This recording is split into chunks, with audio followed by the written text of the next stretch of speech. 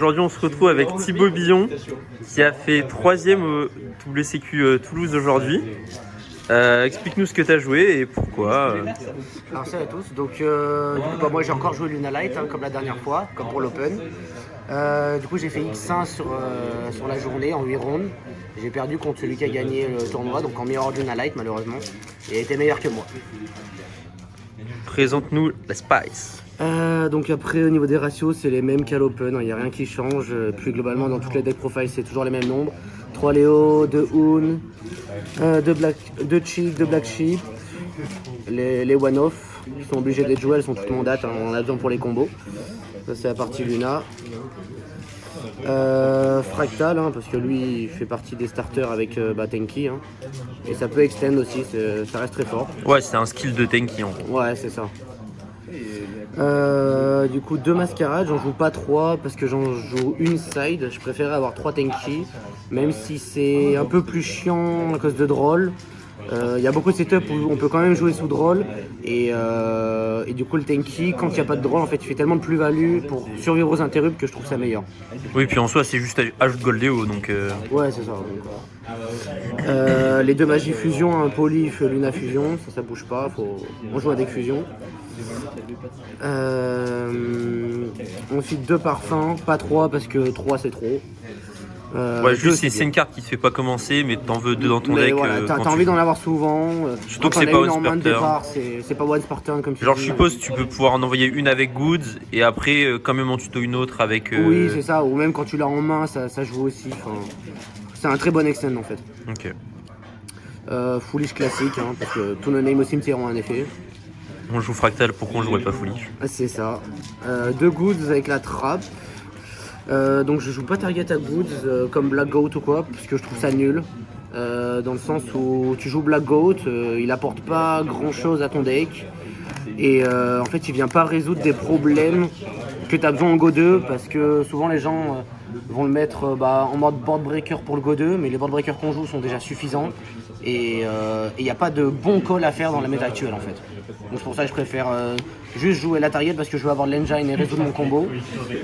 Après post-side, c'est vrai que ces 3 là souvent elles partent pour justement les cartes que j'ai dans mon side pour rentrer plus de non-engine quand on est en Go 2 notamment. Ok. Du coup pour les free spots, call by parce que on veut résoudre, hein, un deck de tricheur.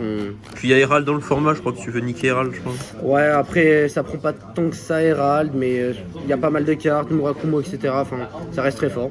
Faimena aussi. Drôle. On veut empêcher les entrappes adverses de toute façon. La carte de tricheur qui m'a beaucoup été utile aujourd'hui, contrairement à l'Open. Là, ça m'a bien servi. Elle m'a fait des games, hein, clairement. Attends, elle est là pour ça. Hein. Pour ça qu'on utilise des cartes de tricheur. Hein. 3 Evenly, contrairement à l'Open où je jouais 3 Dark Rulers.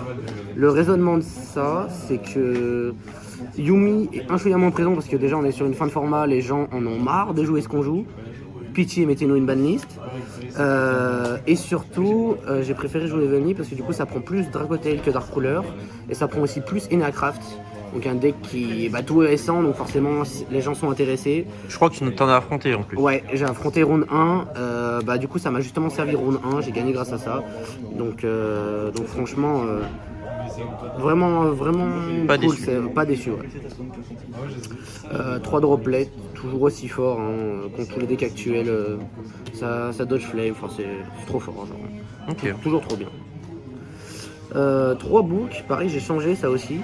Là le raisonnement de ce book c'est 2 choses. Ça améliore dans un sens le Go First parce que Goldléo qui prend Imperm Veiler, quand il est en mono dans tous les cas le book va pas sauver. Mais c'est un free spot qui peut permettre de combo. Contrairement aux autres free spots quand tu as une ou 2 autres cartes d'engine dans la main. Donc ça rajoute de la... on peut beaucoup plus résister au entrap quoi. Ok. Ouais, c'est presque un extender. Donc salut à tous, donc on se retrouve pour la partie 2 parce que j'avais donné le téléphone à un bozo qui a arrêté la vidéo en plein milieu. Donc on reprend avec la suite de la deck profile. Donc on était sur les 3 books. Donc en fait c'est mieux dans la méta actuelle avec Vanquish, etc. Donc je le trouve beaucoup plus impactant, les piles K9, etc. Donc c'est pour ça que là je voulais tester ça, surtout que c'est une pièce de combo. Enfin, c'est pas vraiment une pièce de combo, mais c'est un free spot qui peut être une pièce de combo parce que ça va permettre de jouer sous Imperm Veiler. Donc ça va quand même pas faire combo si on a que Gold Léo.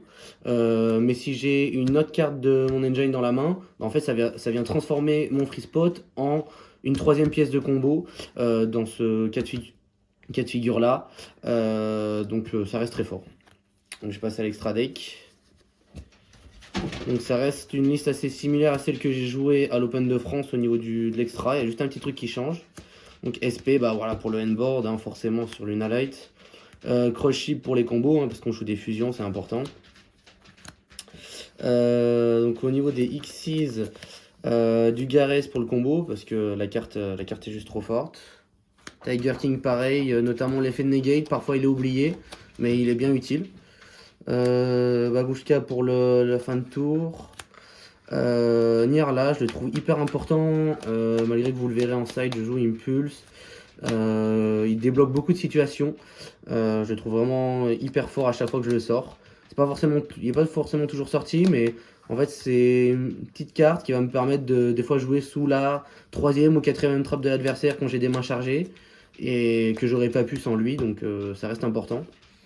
Le regret, le changement par rapport à l'Open, c'est cette carte. En fait, à l'Open, je jouais Almirage, donc la lien 1. Là, j'ai testé de jouer ça. J'ai hésité à jouer Exciton plutôt que lui, parce qu'Exciton, il rase tout simplement. Mais au final, je ne l'ai pas joué parce que j'avais peur du fait que Exciton ne mette pas de dommages et que mon deck a envie d'OTK. Mais bon, au final, c'est un peu contradictoire avec le fait que je joue Heavenly, puisque je passe ma battle avec Heavenly. Mais mine de rien, je l'ai pas sorti. Enfin, je l'ai sorti une fois, mais au final, il a servi à rien. Et pareil, Exciton m'aurait pas plus avancé, contrairement à Almirage qui m'a manqué aujourd'hui. À chaque fois que je l'enlève, il me manque encore. Donc franchement, j'aurais préféré avoir un Almirage. Et je joue pas la version Branded parce qu'après l'avoir testé, je la trouve vraiment mauvaise. Elle prend trop de place dans l'extra deck. Bon, ok, il y a Branded Fu qui est une carte trop forte, qui permet de jouer sous des impulses, sous des haches, qui permet une autre manière de fusion en fait, donc ça reste fort. Mais je trouve que ça enlève beaucoup de toolbox qu'on peut avoir, comme Niarla, etc. dans l'extra deck qui nous permet de jouer. Et ce qui réduit les possibilités de faire son combo. Donc après, c'est un choix hein, entre la personne qui préfère résoudre plus souvent leur combo ou plus survivre à Impulse, sachant que bon, si tu joues correctement, Impulse n'est pas dérangeante. Donc moi, je préfère ne pas jouer à la version branded. Après, forcément, on joue Liger, il en faut 2. Donc les 2 Léo pour le faire. La 4 Dancer pour faire Léo, dans certains cas de figure, on n'arrive pas à aller jusqu'au body quand on a une Heavy Poly qui se résout que à 3 par exemple. Et lui, il est très sous-estimé, parce qu'il fait quand même Raigeki en dommage tape. Il tape 2 fois lui aussi, 3005, pas destructible, pas targetable, donc ça reste un vrai body. Il m'a fait une game sur ce tournoi. Au niveau des autres fusions Unite, donc je joue 2 parfums parce que 3 c'est trop, tout simplement, il n'y en a pas besoin de plus. Et la troisième, c'est celle-ci que je joue pour, toujours comme j'avais dit à la vidéo de l'Open, pour tout ce qui va être pile K9, qui notamment Vanquish, qui peuvent mettre des protections de destruction. Et du coup, vu que ça va taper plusieurs fois, ça va... si je mets ça et que je mets à côté une grosse tower, la grosse tower ne va pas pouvoir raser le board, mais au moins, je vais pouvoir taper tous ces mobs plusieurs fois et il pourra pas les protéger. Et après, en fait, j'aurai ma tower et lui, il aura plus que son terrain. Donc, derrière, il n'a pas forcément de quoi repartir. Donc ça, c'était pour l'extra deck. Passer au side. On joue Board Breaker, donc il nous faut des cartes de first. Donc ça, voilà, comme pour l'Open, 3 cartes de 3 names, hein, 3 cartes de combo qu'on va avoir en first à la place des Board Breakers. Après, ça va être une partie plus end trap, donc où là je vais chercher à jouer des cartes qui vont toucher un peu tous les match-up. Donc là ça va être du drawl, parce que c'est fort contre Mimitsu, contre les K9, contre du Mitsu tout court également, Vanquish également, ça reste très fort, donc on a envie de le jouer. Malice aussi, avec une autre carte de side deck, ça reste fort.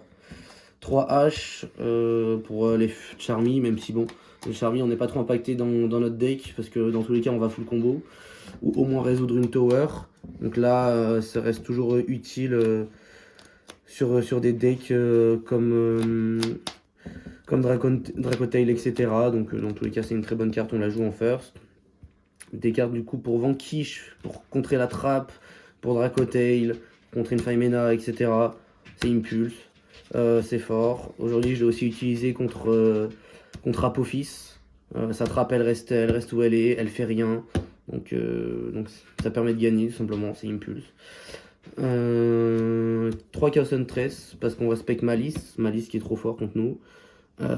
Et du coup, pourquoi jouer autant de packages d'Entrap? C'est alors que je joue Board Breaker en main, tout simplement parce que je vais beaucoup cut d'engine post-side, ce qui va me permet d'avoir Board Breaker et Entrap et d'aller chercher du coup des decks qui sont des FTK tiers. Donc ça va être Razel Mitsu, Yomitsu, Vanquish, etc. Enfin voilà, c'est pour essayer d'empêcher tout ça.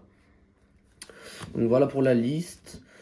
Donc merci d'avoir regardé. Au niveau des shoutouts, je vais avoir Damien Valla. Si vous voulez sa decklist, qui lui a fini deuxième, il m'a eu au goal average.